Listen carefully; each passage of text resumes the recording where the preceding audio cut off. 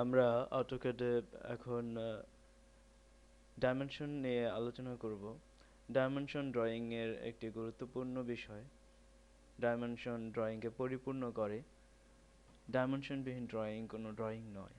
আসলে আমরা ডাইমেনশন যে কাজগুলোতে ব্যবহার করি, যেমন একটি অবজেক্টে তার ডিস্টেন্স, আমরা ডাইমেনশন দিয়ে দেখছি ড্রয়িং এর দূরত্বগুলি। ডাইমেনশন আমরা কিভাবে দিতে পারবো সেই বিষয়ে যখন আমরা আলাপ করব। ডাইমেনশন আমরা কমান্ডে লিখে দিতে পারি টুলবার থেকে, কিংবা মেনু বার থেকে ডাইমেনশন মেনু থেকে আমরা liner, align, ordinate, radius, diameter, বিভিন্ন আঙ্গিক আমরা যেভাবে প্রয়োজন ডাইমেনশনগুলি দিয়ে নিতে পারবো। ধরুন হরাইজন্টালি আমরা যদি কোনো বস্তুর ডাইমেনশন দিতে চাই, তখন আমরা ডাইমেনশনে গিয়ে লাইনার কমান্ড, লাইনারে ক্লিক করলে দুটি বিন্দু, যে দুটি বিন্দুর দূরত্ব আমরা জানতে চাই, এখানে ক্লিক করলে আমরা ডাইমেনশনের পেয়ে যাব।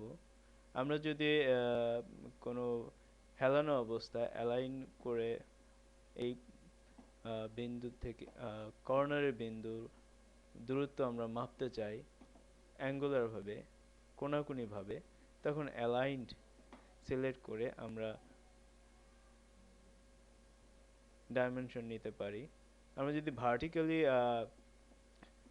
ডাইমেনশন দিতে চাই, তখন আমরা লাইনারের সাহায্যেই আমরা ডাইমেনশন দিতে পারবো।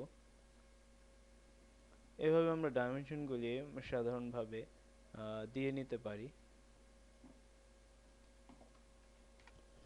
আমরা যখন কোনো অবজেক্টের অ্যাঙ্গেল মাপতে যাব, তখন ডাইমেনশন আমাদের দিতে গেলে ডাইমেনশন মেনু থেকে আমরা অ্যাঙ্গুলার সিলেক্ট করে দুটি বিন্দু সিলেক্ট করলেই আমরা অ্যাঙ্গুলার ডাইমেনশন পেয়ে যাব 90 ডিগ্রি। এভাবে আমরা যখন ডাইমেনশন একটি ডাইমেনশন দেওয়ার পরে যদি আরও ডাইমেনশন কন্টিনিউয়াসলি দিতে চাই, তখন আমরা ডাইমেনশনে লাইনারে গিয়ে ডাইমেনশন দেওয়ার পরে এখন আমাদের প্রয়োজন সামনের দিকে বাড়ি না, বারবার ডাইমেনশন না দিয়ে আমরা ডাইমেনশনে কন্টিনিউতে সিলেক্ট করলে দেখছেন ডাইমেনশনগুলি দেখাচ্ছে। আমরা বিন্দুগুলিতে সিলেক্ট করলেই অনবরত ডাইমেনশন পেয়ে যাব। এভাবে আমরা সাধারণভাবে ডাইমেনশন করতে পারি।